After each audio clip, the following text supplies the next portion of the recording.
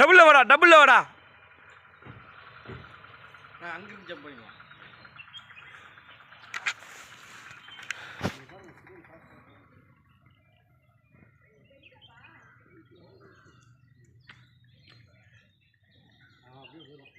ஏன்னா டெய்லி அதே மாதிரி தானே போகுது. அப்படியே இந்த கோயில் கீழே இறங்குதுட்டியா?